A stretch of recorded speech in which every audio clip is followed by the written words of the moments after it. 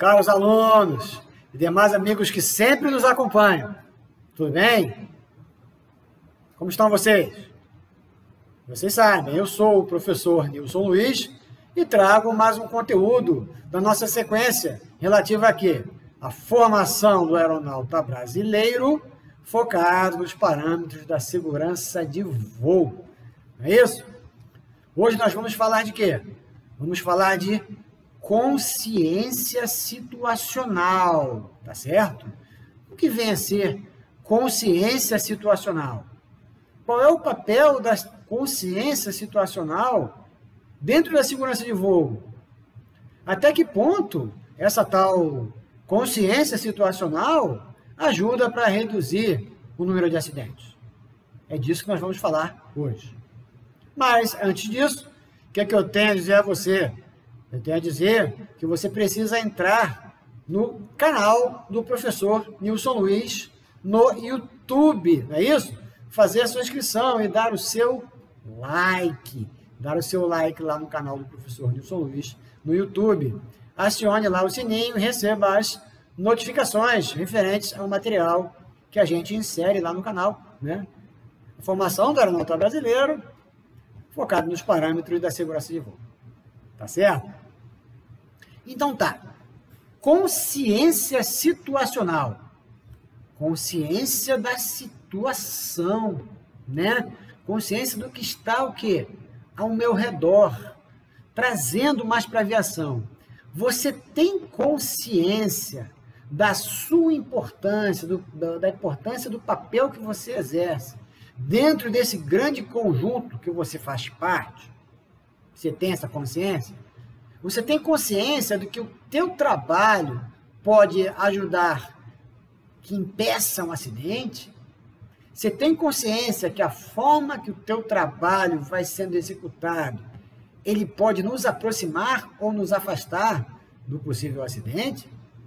Eu sempre digo para vocês a frase de um professor que eu tive, né? O acidente, ele vai acontecer. Não adianta você ficar me olhando com essa cara, surpreso. Ele vai acontecer. O que nós temos que fazer? Nós temos que trabalhar para que ele não aconteça conosco, na nossa vizinhança, na vizinhança mais afastada, e assim por diante. Se todo mundo tomar conta do seu quintalzinho, né, cada vez mais esse possível acidente vai se afastando. Em algum lugar ele vai acontecer. Tomara que aconteça longe. Tomara que o colega lá também pense que aconteça longe. E o outro lá também trabalhe para que aconteça longe. E cada vez mais ele vai acontecendo mais longe, porque o acidente vai acontecer.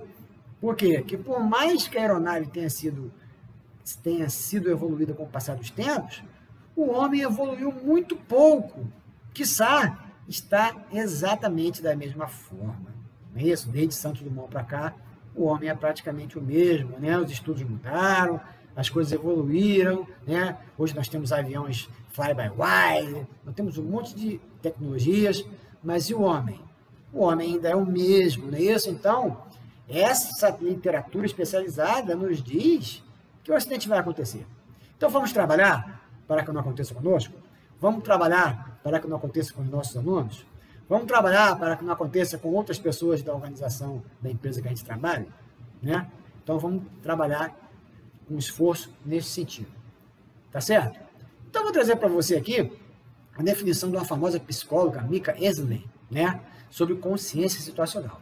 Ela diz que consciência situacional é a percepção de elementos e eventos ambientais em relação ao tempo ou ao espaço.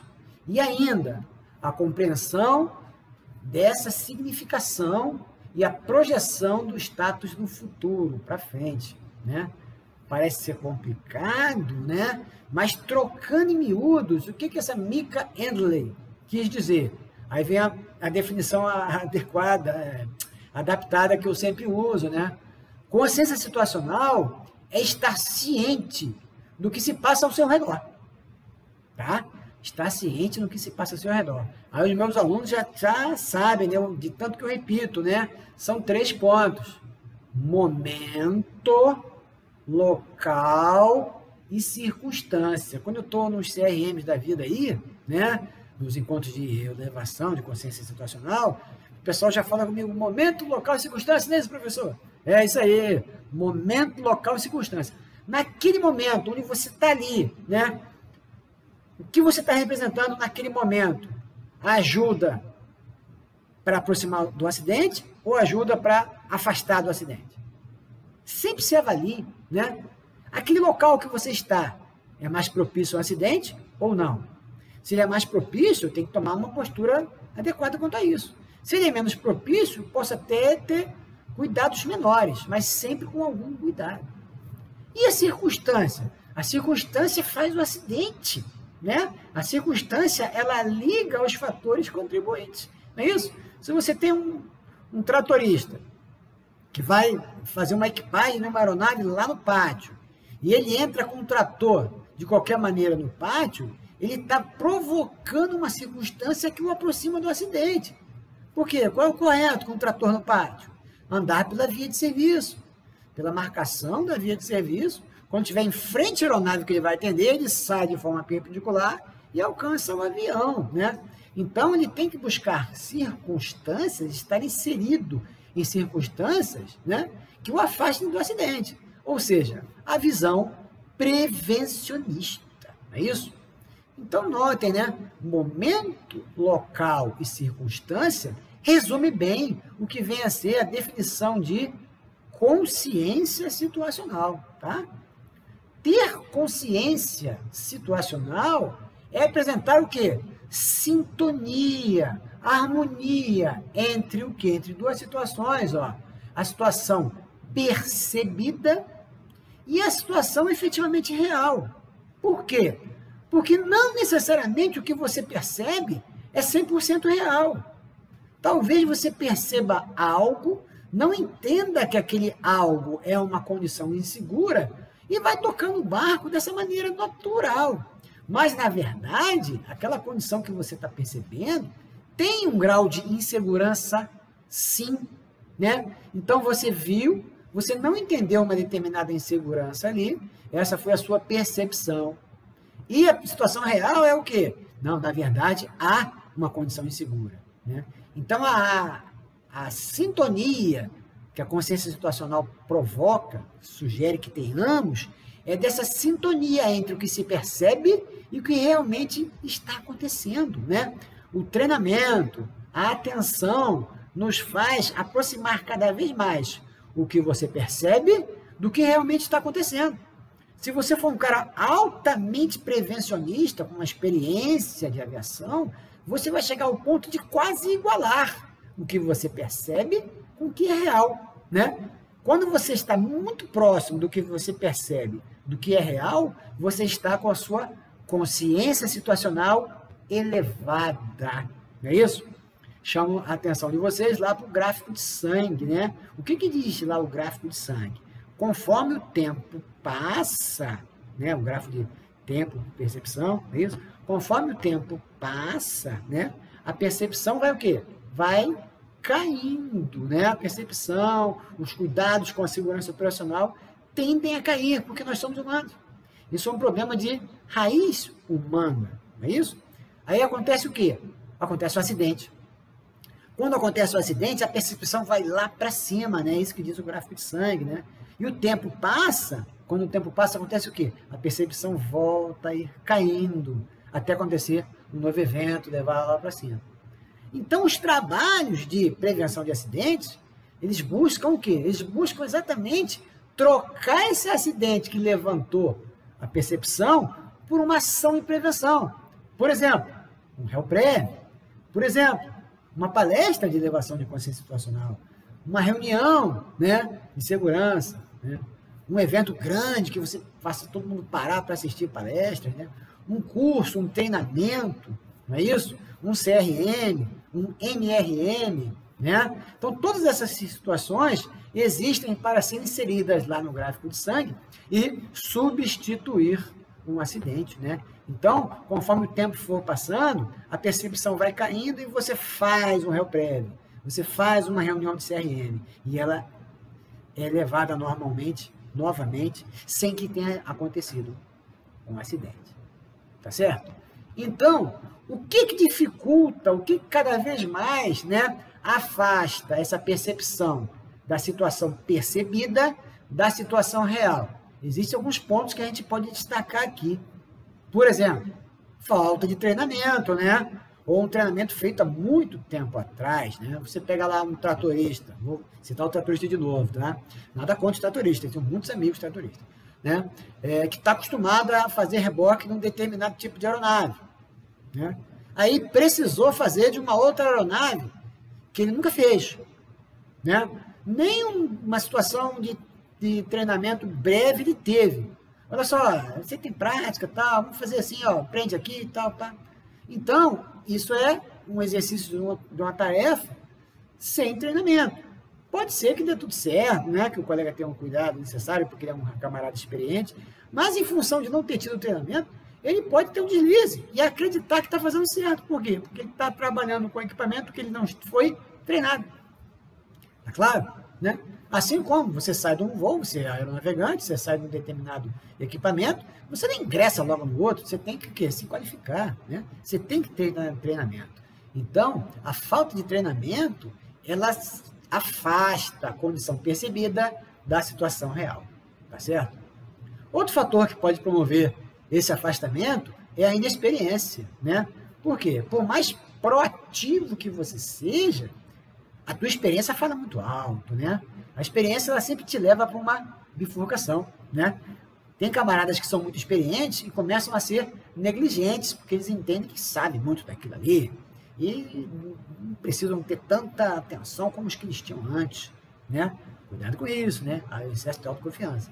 Já outros, por inexperiência, ou deixam de tomar atitudes, ou tomam atitudes inadequadas, né? Então, a inexperiência, ela também, ela separa, né, a percepção da realidade.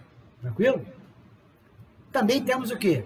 Também temos a complexidade da tarefa. Às vezes a tarefa é tão complexa, né, que o colega não conseguiu se situar 100% quanto à segurança na execução daquela tarefa. Isso pode contribuir também para separar a situação percebida da situação real, né? Ainda a carga de trabalho, né?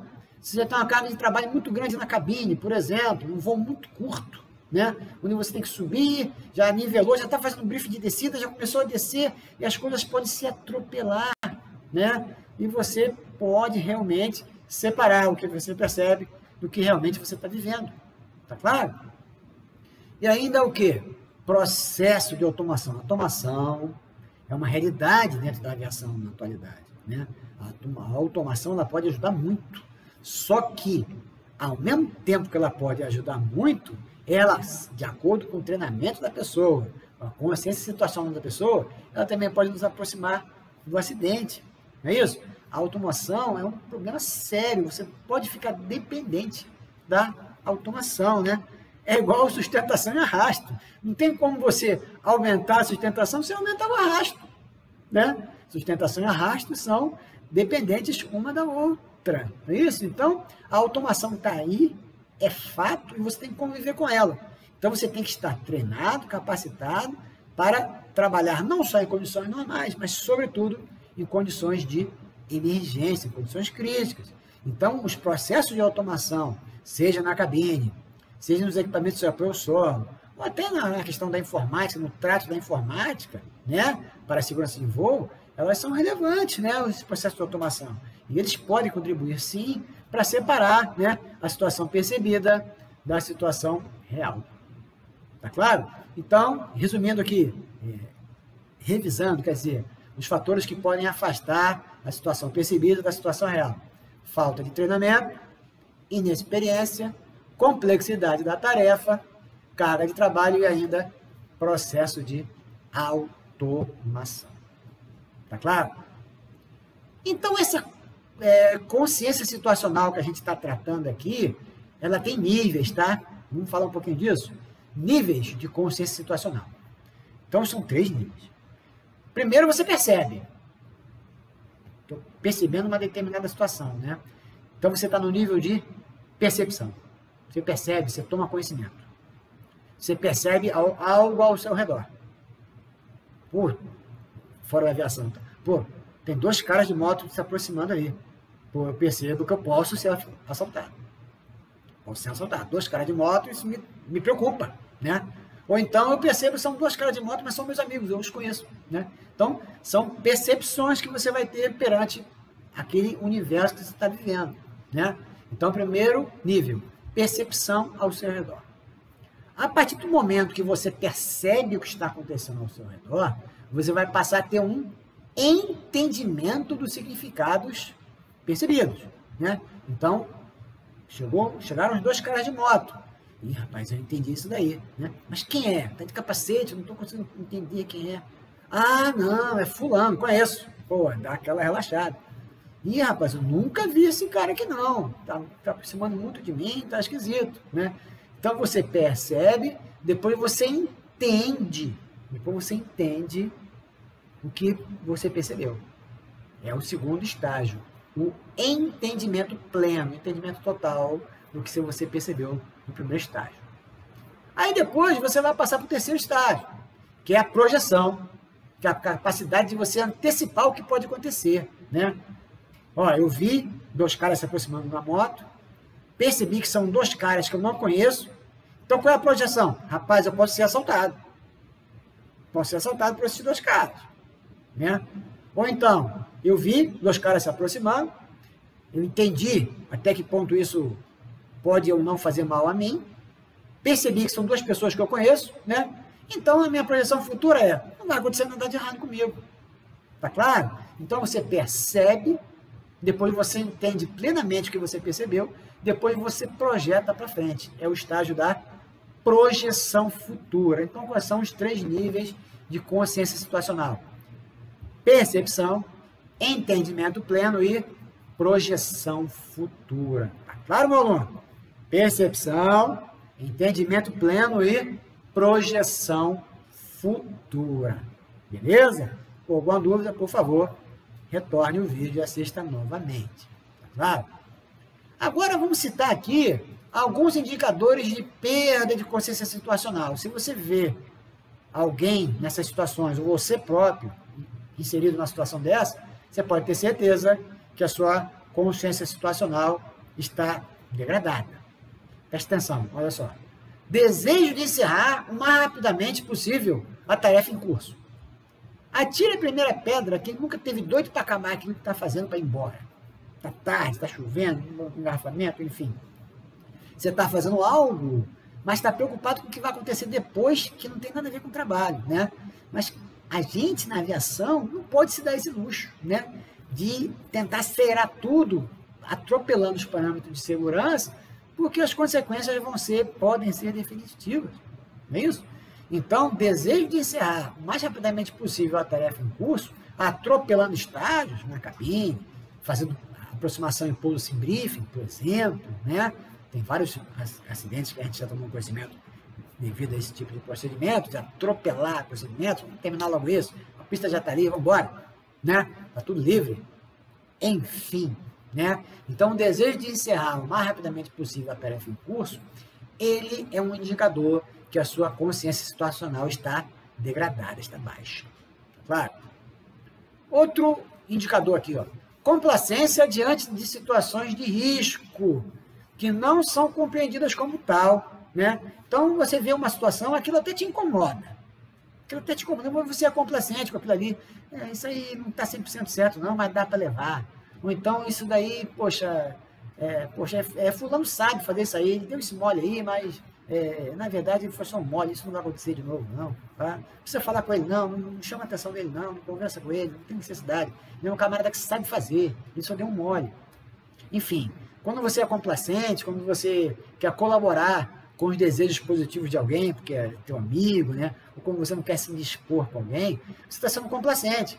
E ao ser complacente, você está degradando a sua consciência situacional. Porque independente do colega ser seu amigo ou não ser seu amigo, isso não importa. O que importa são as consequências do que está sendo feito. O que está sendo feito nos aproxima do acidente ou não? É isso que é o X da questão, né? Então, estar complacente diante de situações de risco que você não as percebe como tal ou insiste em não perceber como situações de risco, isso degrada, né? Isso impacta no seu grau, no seu nível de consciência situacional. Tá claro? Ainda, continuando. Descaso com as regras pré-estabelecidas para a execução da tarefa em andamento. Olha só. Existem regras pré-estabelecidas para se executar determinada tarefa. Só que, em função da experiência, do tempo de serviço naquilo ali, fazendo aquilo de forma repetitiva, né? Um determinado colega pode entender que aquelas tarefas, todas aquelas regras são exageradas, que ele faz aquilo ali sem dar problema nenhum, sem fazer tudo aquilo. Exemplo clássico, né? Aeródromo de uso estritamente visual e um piloto experiente, conhecedor da área, muito voado, já experiente, não só de hora de voo gerais, como de hora de voo naquele tipo de aeronave, muitas das vezes naquele serial, tá? Naquela aeronave em questão, insiste em fazer um pouso nesse aeródromo estritamente visual em condições o quê? Não visuais, em condições IMC, né? Quantos acidentes que o professor Nilson já atendeu com essa dinâmica? Pô, já perdi a conta, né? Mas por quê? Porque o que o cara faz? O cara faz um pouso ali, o cara... Rapaz, eu já pousei aqui em situações mais difíceis que essa, eu não estava vendo nada. E eu consegui, eu fui ciscando embaixo da nuvem e tal, tem um procedimento Mandrake aqui, né? Enfim, né? E eu já fiz esse pouso, e deu tudo certo. Eu vou conseguir agora também, né? Eu poderia citar aqui alguns exemplos, não vou citar, porque eu vou acabar esquecendo outros, então não vou citar nenhum, né? Você já deve saber, né, do que eu estou falando aqui, você já deve ter lembrado de algum acidente que você tomou conhecimento, exatamente com esse panorama que eu estou levantando aqui. Não um piloto conhecedor da área, muitas das vezes da região, né? Fazendo pouso em aeródromos estritamente visuais em condições IMC, né? Isso é o que? Descaso com as regras pré-estabelecidas para a execução de uma tarefa em andamento. Isso também é um indicador de perda, né? De degradação de consciência situacional. Tá claro? Vamos para mais um indicador aqui, ó. Excesso de autoconfiança causado pela repetição bem-sucedida de procedimentos semelhantes, é parecido com o anterior, né? Ou até procedimentos improvisados, né? Voltando lá para o aeródromo visual, vocês sabem, né? Não é previsto, mas existem os procedimentos Mandrake lá de GPS, né? Aí você vai pousar onde você não tem ILS, NDB, nada disso, né? Mas você tem um procedimento Mandrake GPS ali, que os pilotos usam aí de maneira alternativa e tal, e vem ajudando, né? Meus amigos, é algo homologado pelo DSEA? Não é. Então não vem com esse papo, né? Ah, mas já deu certo. Podia não ter dado, entendeu? Então quando você, vamos voltar para o tratorista, quando você reboca o avião, sem fazer todos os passos, lá, verificar, briefing, debriefing, sem fazer tudo aquilo ali que está previsto, mas acaba dando certo, não quer dizer nada, não quer dizer que aqueles itens todos a cumprir, eles caem em desuso. Não.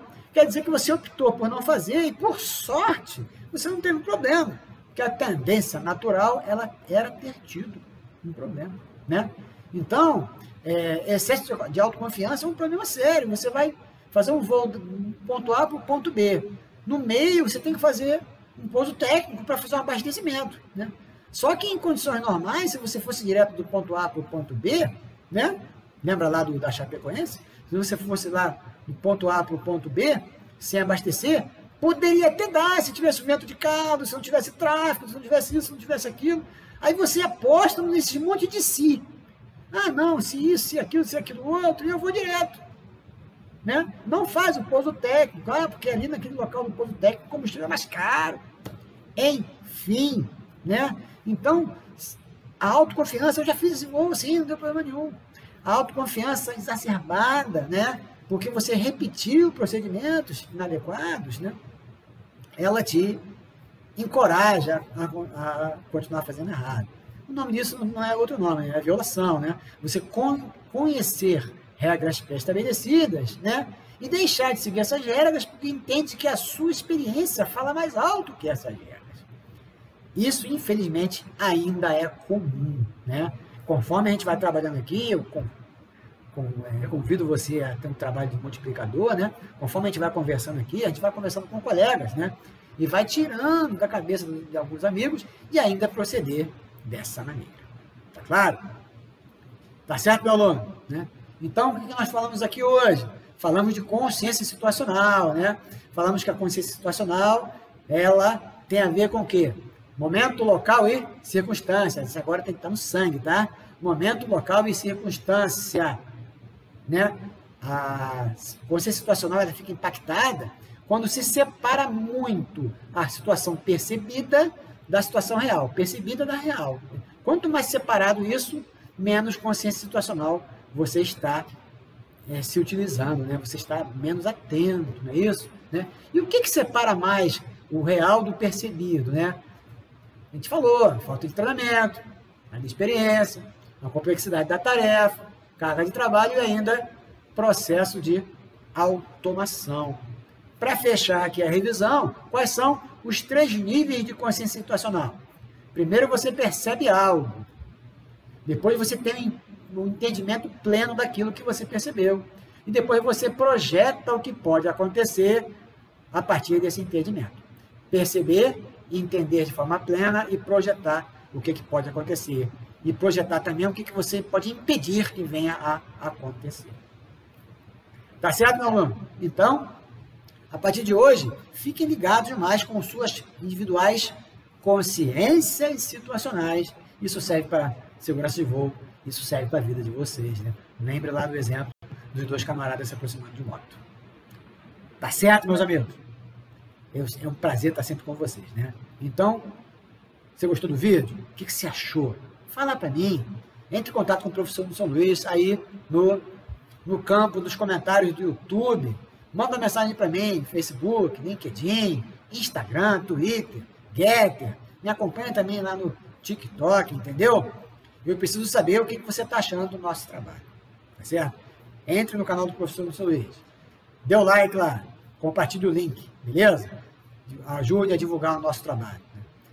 A formação do aeronauta brasileiro focado nos parâmetros da segurança de voo. Bons estudos, fiquem com Deus e continue contando comigo. Até logo!